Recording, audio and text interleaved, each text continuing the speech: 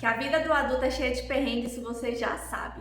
Mas em meio a tantos perrengues, um dos poucos momentos de glória é o direito da carteira de motorista. Essa ideia de ir e vir quando quiser, de não precisar pegar ônibus lotado ou não depender de carona para ir embora cedo daquele rolê, é tudo que o adulto quer. Mas tamanha é essa frustração quando, enfim, você tem a possibilidade de experimentar essa liberdade, mas o medo de dirigir te impede. Nesse vídeo nós vamos conversar sobre o que de fato está te impedindo de dirigir.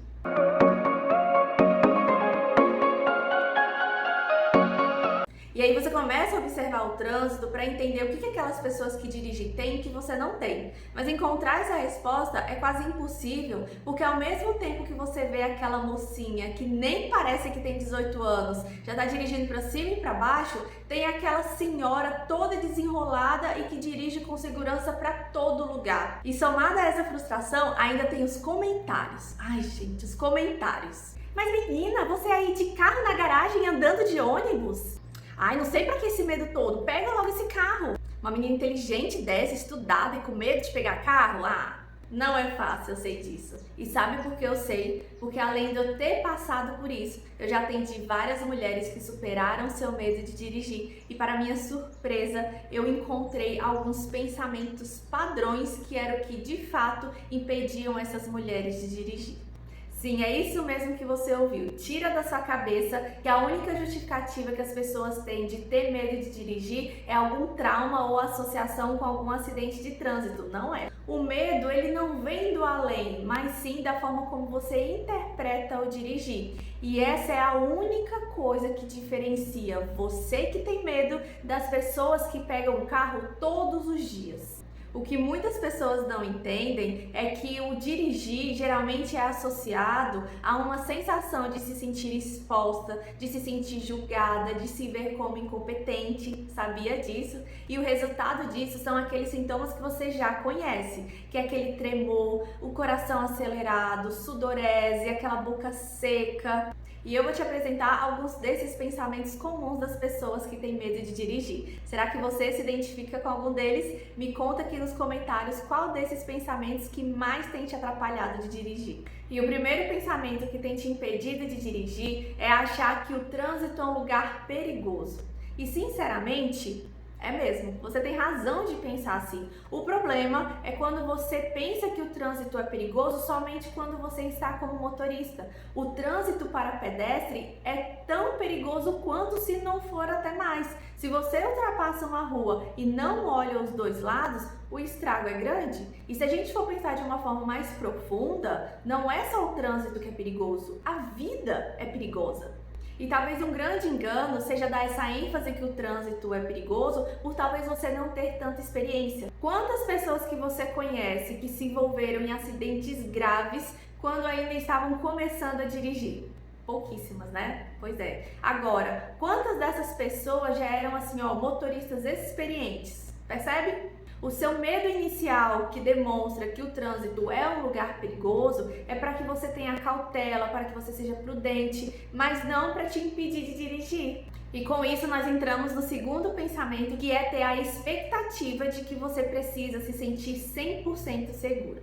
Gente, no começo não é assim. O medo é algo natural, inclusive é esperado. O medo, ele serve como uma forma de proteção. O que acontece é que esse medo, ele vai dando lugar para a segurança, para a confiança, a partir do momento em que você pratica. Mas o que acontece é que quando você pensa em dirigir, você começa a sentir aqueles sintomas desconfortáveis, você recorre a outras alternativas. Então você pede um Uber, pede uma carona, mas se você sempre recorre a essas outras alternativas, qual é o momento em que você vai praticar? E se você não pratica, como você vai se sentir seguro?